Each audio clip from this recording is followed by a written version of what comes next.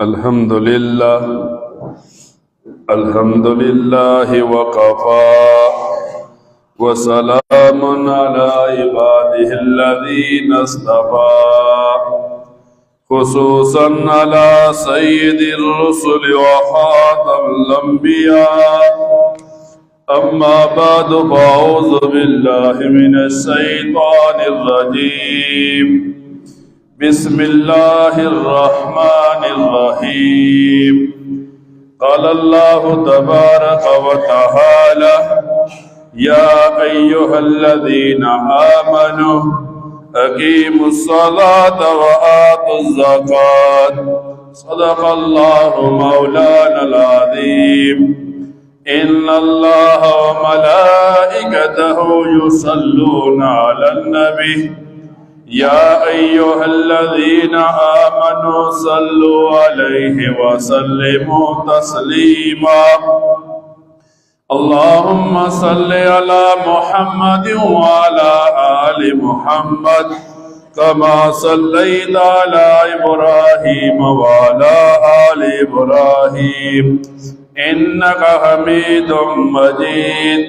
اللهم بارك على محمد وعلى آل محمد كما باركت على إبراهيم وعلى آل إبراهيم إنك حميد مجيد.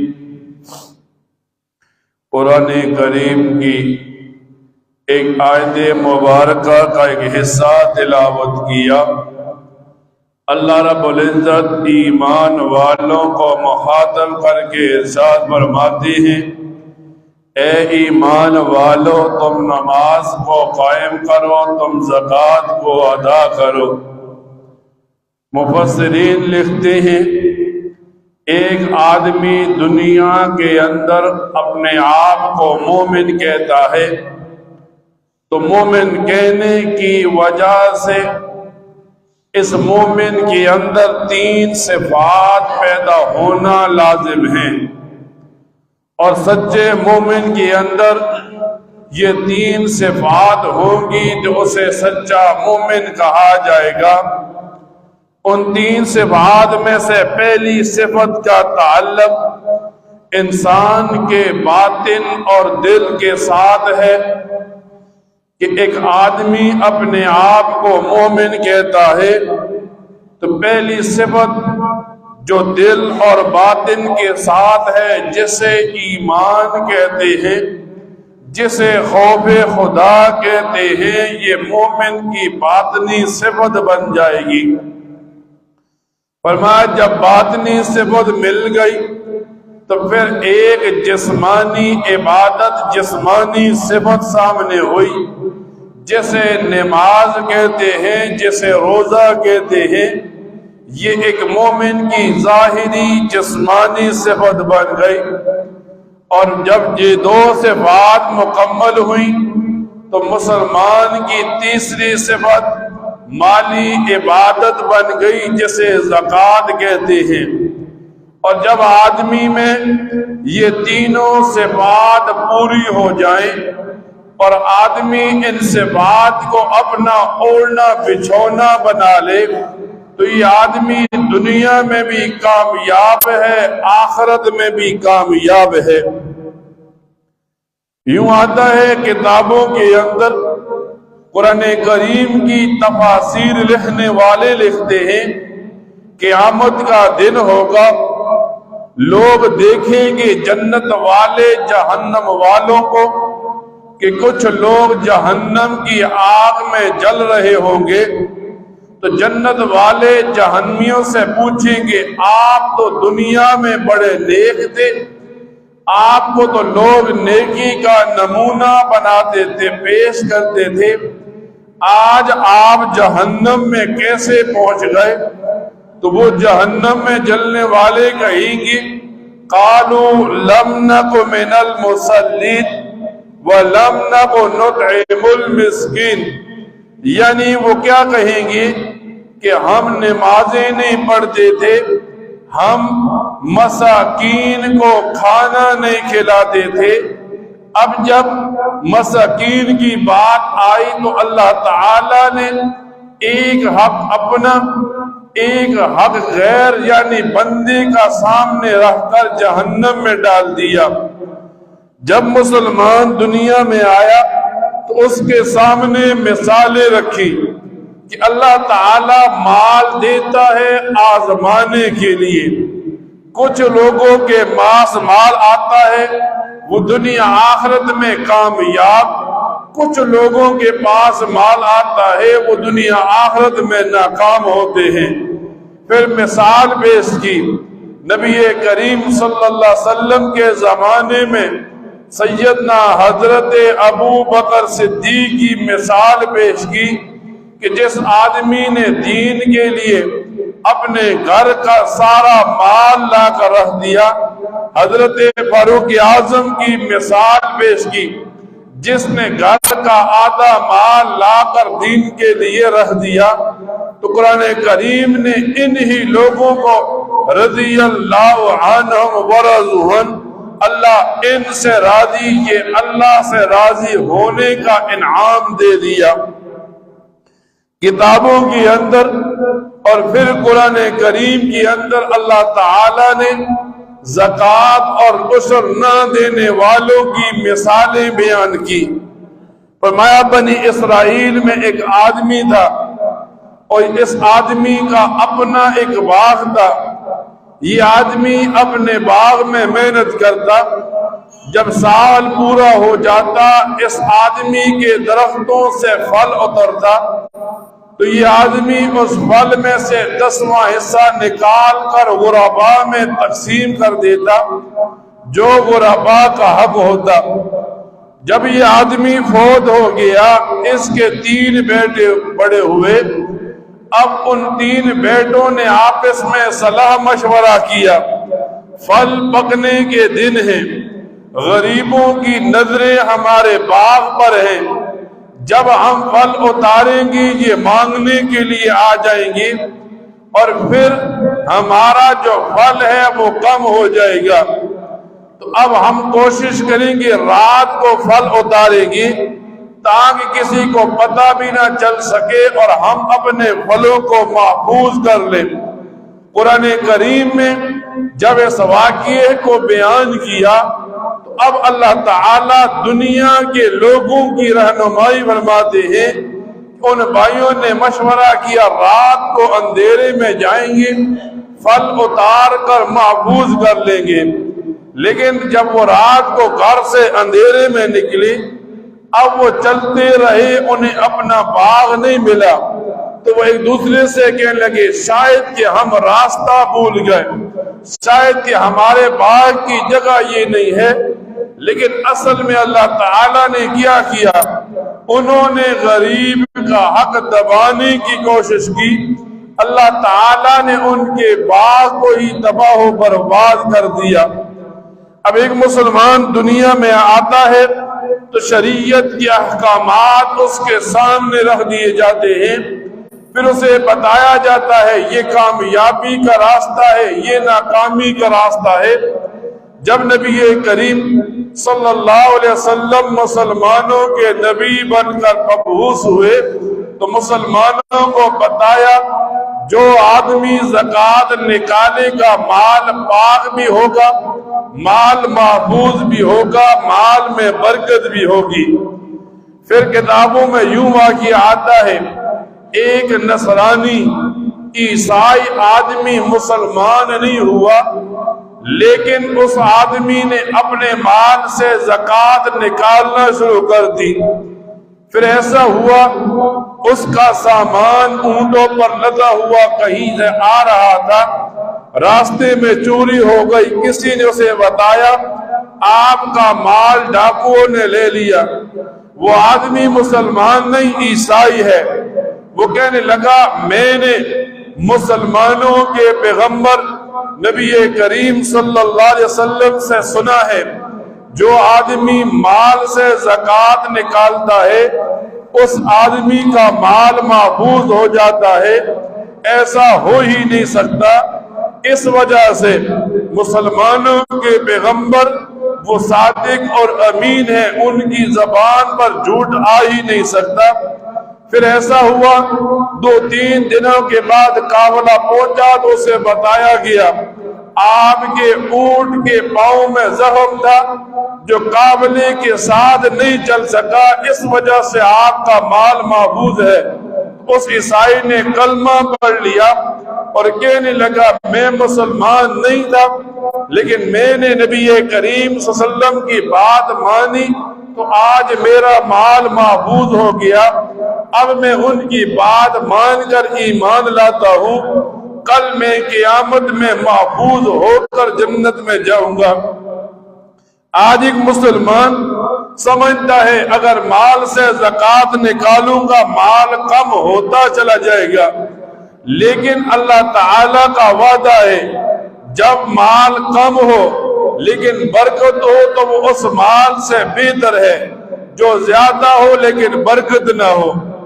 ایک آدمی کا واقعہ آتا ہے، وہ کسی صحرا میں جنگل میں چل رہا تھا، اس نے اوپر بادل دیکھے، بادلوں میں سے آواز آئی فلاں آدمی کے باغ پر جا کر برس جاؤ۔ اب اس آدمی نے جب یہ آواز سنی تو یہ آدمی بھی ان بادلوں کے ساتھ چل پڑا۔ بادل ایک باغ پر گئے اور صرف باغ پر بارش ہونے لگی، ارد گرد میں بارش نہیں ہوئی۔ اس آدمی کو بڑا تجسس ہوا، یہ آدمی باغ کے مالک سے ملا، اس سے پوچھا یہ کیا معاملہ ہے؟ تو وہ باغ کا مالک کہنے لگا میں سال بھر اپنے باغ میں محنت کرتا ہوں، جب سال کے بعد باغ میں پھل پک جاتا ہے میں سارے پھل کو اتارتا ہوں، پھر پھل کے 3 حصے کر دیتا ہوں، ایک حصہ باغ کے لیے رکھ لیتا ہوں، اسے بیچ کر باغ پر لگاتا ہوں، ایک حصہ اپنے آل و عیال کے لیے رکھ لیتا ہوں اور ہم پورا سال اسے خرچ کرتے ہیں، اور تیسرا حصہ میں اللہ کی راہ میں تقسیم کر دیتا ہوں۔ اور کبھی ایسا نہیں ہوا کہ مال کم ہو، کبھی ایسا نہیں ہوا کہ بارش کی ضرورت ہو اور بارش نہ برسے۔ آج ایک مسلمان بارش کے لیے دعا تو مانگتا ہے لیکن ایک مسلمان بارش کے لیے عمل نہیں کرتا۔ جب مسلمان اپنے مالوں کی زکوٰۃ نہیں نکالتے، جب مسلمان اپنی فصلوں کا عشر نہیں نکالتے تو اللہ تعالیٰ امتحان کے طور پر، سزا کے طور پر یہ کرتے ہیں۔ جب بارش کی ضرورت ہوتی ہے تو بارش نہیں برستی، اور جب بارش کی ضرورت نہیں ہوتی تو بارش برسنا شروع ہو جاتی ہے۔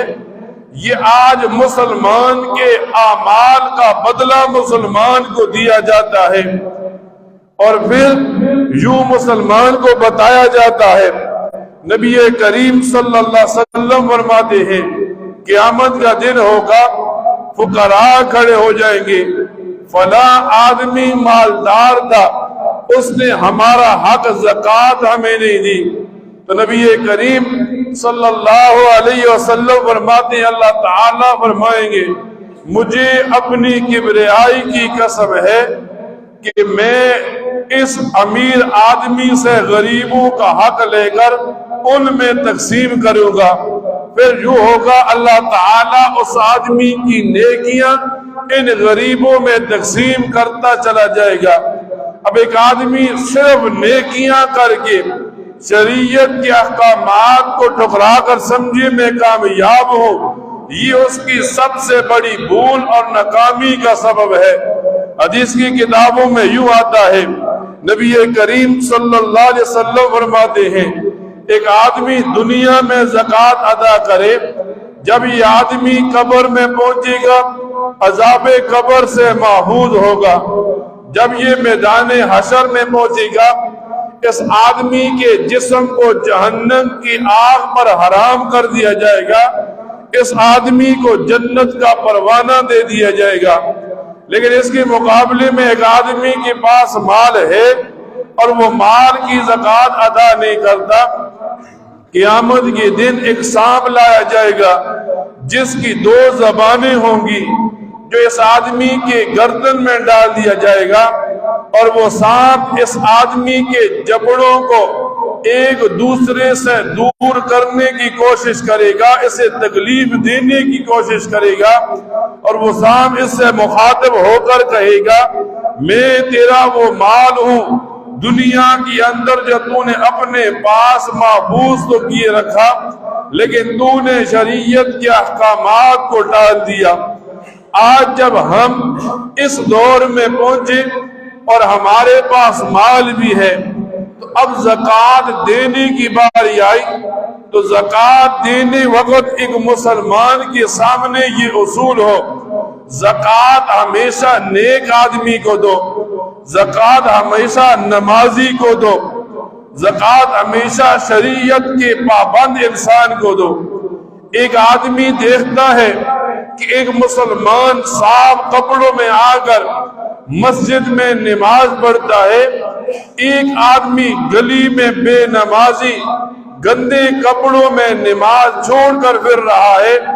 اب اگر اس نے نمازی نیک متقی کو زکوٰۃ دی، اس کی زکوٰۃ ملنے کے بعد یہ آدمی جتنی نمازیں پڑھے گا، جتنی نیکیاں کرے گا، زکوٰۃ دینے والے کو بھی ثواب ملے گا۔ پھر فرمایا جب آدمی زکوٰۃ دی تو زکوٰۃ اس آدمی کو دی جو سوال نہ کرتا ہو۔ آج کل اس معاشرے کا ایک ناصور ہے، اگر میں مانگتا ہوں لوگ مجھے زکوٰۃ دیں گے، لیکن ایک آدمی سوال نہیں کرتا پھر لوگ زکوٰۃ نہیں دیتے۔ حالانکہ شریعت بتاتی ہے مانگنے والے کو کبھی بھی زکوٰۃ نہ دو۔ اس وجہ سے اس معاشرے میں مانگنا ایک ناصور بن گیا، سوال کرنا ایک پیشہ بن گیا، لوگوں کے سامنے رونا ایک فن بن گیا۔ اب ایک آدمی یوں ہوتا ہے، مالدار ہوتا ہے، اس پر زکوٰۃ دینا فرض ہوتی ہے، اور وہ لوگوں سے مال زکوٰۃ مانگ کر اکٹھا کر رہا ہوتا ہے۔ تو شریعت مطالعہ بتاتی ہے ایک تو نیک آدمی کو زکوٰۃ دینی ہے، ایک اس آدمی کو زکوٰۃ دینی ہے جس کے گھر والے عیالدار ہوں، اور وہ آدمی اپنے گھر والوں کو حلال کھلانے کی کوشش کرتا ہو۔ مثال کے طور پر آج اس زمانے کے اندر جو آدمی مزدوری کر رہا ہے، جو آدمی حلال کما رہا ہے، صبح سے شام تک پورا دن لگاتا ہے، 1000 روپیہ کماتا ہے، ایسے آدمی کو زکوٰۃ دو، اس وجہ سے کہ وہ آدمی مانگنے کا پیشہ اختیار نہیں کرتا، بلکہ حلال کمانے کی بات کر کے نبی کریم صلی اللہ علیہ وسلم کے دل کو ٹھنڈک بچا رہا ہے۔ وہ آدمی حلال کما کر اپنی نسلوں کو سنوار رہا ہے، وہ آدمی حلال کما کر قرآن و حدیث کے احکامات کو مان رہا ہے۔ تو ایک مسلمان کے پاس جب مال ہو تو مال والا زکوٰۃ نکالتے وقت نیک آدمی کو مقدم رکھے، سوال نہ کرنے والے کو مقدم رکھے۔ اور جب ایسا ہوتا ہے آدمی زکوٰۃ دے دیتا ہے، سامنے والا سوال کرنے والا مالدار ہوتا ہے، اب شریعت بتاتی ہے اگر مالدار کو زکوٰۃ دے دی تو یہ زکوٰۃ ادا نہیں ہوئی، دوبارہ زکوٰۃ ادا کرے۔ تو ایک مسلمان کو یہ مسائل سننے کے بعد ان پر عمل کرنے کی دعوت دی جاتی ہے۔ اللہ تعالیٰ سے دعا کیا کرے اللہ تعالیٰ ان باتوں کو سننے کے بعد ان پر عمل کرنے کی توفیق عطا فرمائے۔ وآخر دعوانا الحمدللہ رب العالمین۔